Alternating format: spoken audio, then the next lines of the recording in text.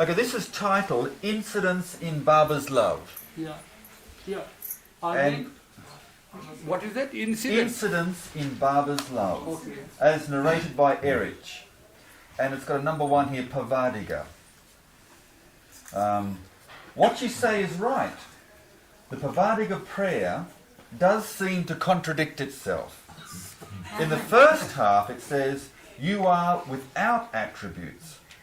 And then in the second half it says, you are the one with infinite attributes. So what? Do you mean to say that it is not true?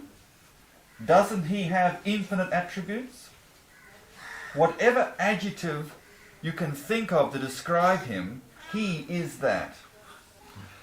And if this is true simply of Baba's face, then what of his other attributes?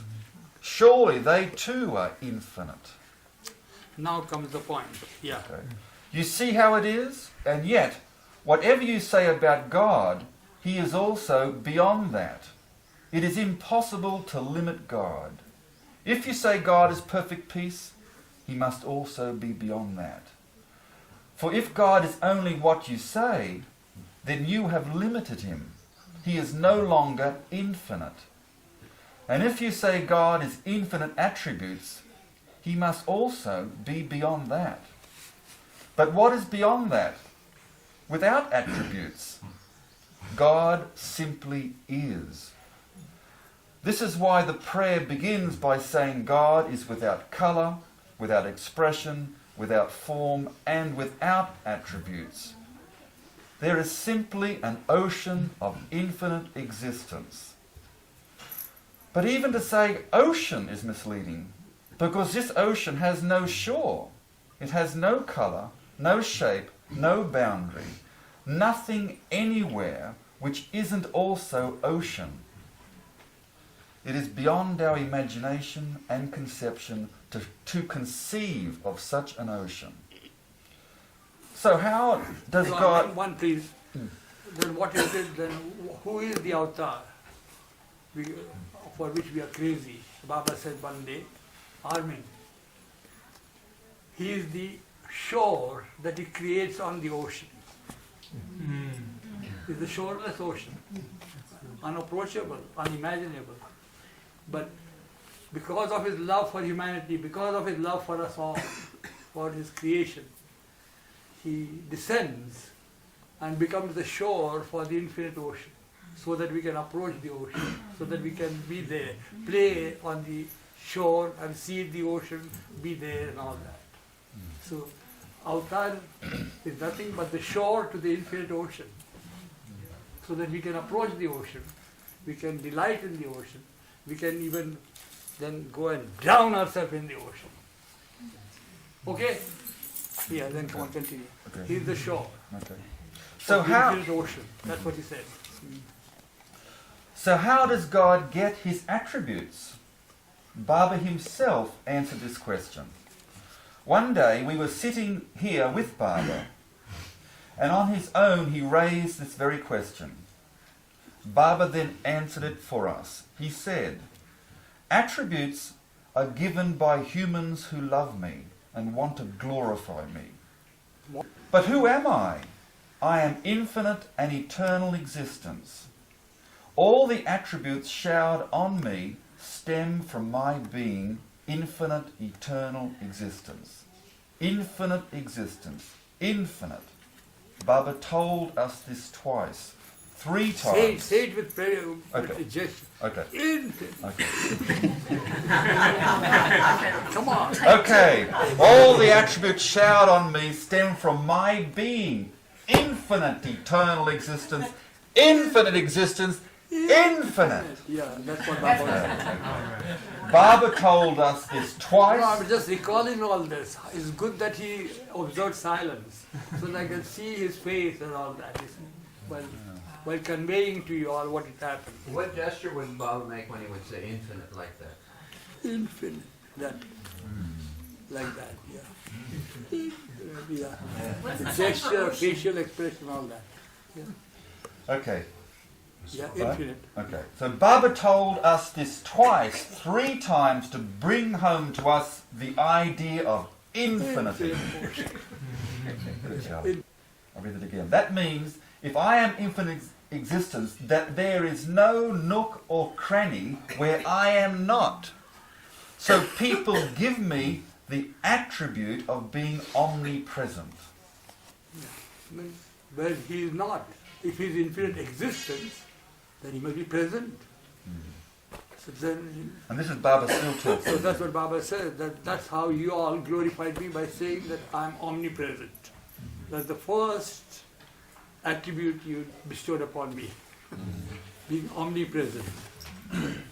Okay, this is Baba still speaking. Yeah. Okay. Now, my being omnipresent means that there is no place where I am not. If I am everywhere, then nothing is hidden from me. Nothing is hidden from me then. And if nothing is hidden from me, then I must know everything. So they give me the attribute of omniscience, all-knowing. All night. And when I become in their eyes omniscient, then I must know how to create. Doesn't it follow that if I know everything, I must know how to create? So I become the creator. And I must know how to preserve. So I become the preserver. I know how to dissolve, so I become the dissolver. So the Holy Trinity is attributed to me. If I am omnipresent, omniscient, and the creator, preserver, and destroyer, then it is only natural for me to be all bliss. Then Baba turns to us and says, what does it imply when I say I am omniscient, that I know everything? What must my experience be like? So we said, well, you must experience that you know everything. No, Baba said. I don't want dictionary definitions. Dictionary definition. No. Tell me what my experience must be like. So we all tried in some way or another, but none of our answers satisfied Baba. So, as always, Baba came to our rescue and told us, my experience is that there is nothing to know. Anyone wanting to know anything is a poor attempt to become it. But if I am anything and everything, there is nothing for me to know, because I am that. I don't have to know it, I am already it. So my experience of being all-knowing is that there is nothing to know. I am everything. I am without attributes. That is my state. But mankind has showered attributes on me to glorify me, to remember me. See how the difference between our mental attitude and how the infinite attitude is. I am Eruch, there's nothing for me to know because I am that. But then naturally they said, well, Eruch, you know you are Eruch. And I said, yeah, I know Eruch. Then I said that, yeah, I know I'm Eruch. But there's nothing inwardly for me to know that I'm Eruch. You know, that's what he said. It's one with everything. It's one, yeah. There's that difference there. Do you follow? This is Eruch speaking now. Do you follow? You don't have to study yourself to know all about you. I am not you. So if I want to know what you like, your likes and dislikes are, what you're thinking, I have to study you. I have to ask you lots of questions. But you know all that because you are that. So if Baba is everything and he knows everything, he doesn't have to study anything. He doesn't have to think about anything because he automatically knows it because he is it. You see? Do you know the other day I was telling the story to someone and a thought came to me. How would you like it if I addressed you by simply shouting, "Hey, you!" You wouldn't even know who I was talking to. And if I said you again, you would feel something. You wouldn't like it. But if I turned and said Tom, Tom, you would feel much better. That would suit you. And it must be the same with God. He must not like it when we address him as you. But what else can we say? He is simply infinite existence when he is formless without attributes. There is no name for us to use. Of course, we have enough sense to call him thou. That much common sense he has given us. But that is still only a polite form of you. But it doesn't carry the intimacy, the satisfaction for him, as when we call him by name. So that is why we use his attributes. We say, thou, the Lord of Lords, or the one with infinite attributes. And that is a little better.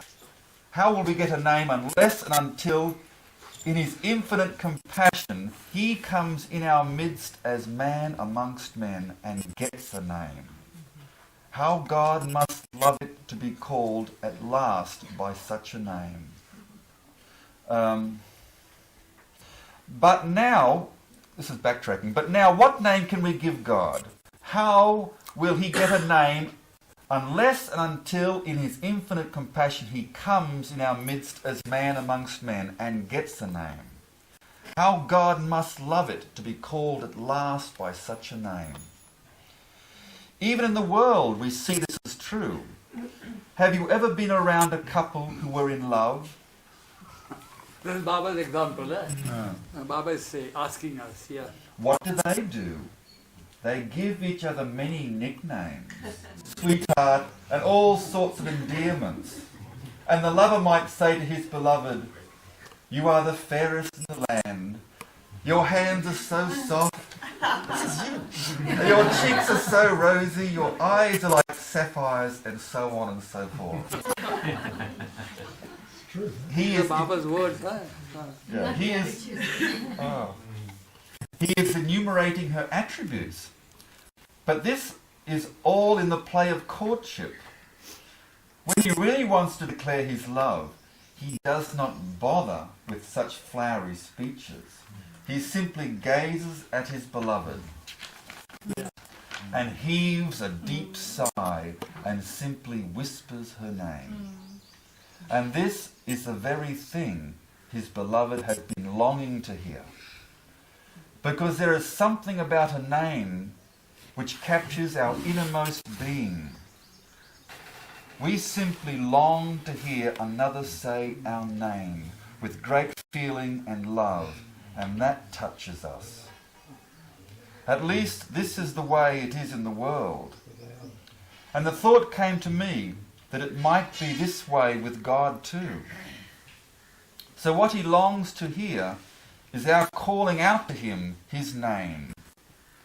Yes, in a certain mood, he might enjoy our praise. He might enjoy our listing his attributes when one of his lovers is overcome with love and without even thinking about it, sighs and softly calls out, Meherazad, Meherazad. That's how everywhere take the name of God. They don't say take the attributes of God. But we take the name of God with all our hearts and soul. But while taking his name of God, naturally all the attributes and everything are there that come out around. But we don't give any credence to the attributes but to the name. With all our heart we speak out. Meher Baba, Baba, like that. So that's what he wants to have and hear from us. Till we get ourselves lost in that name.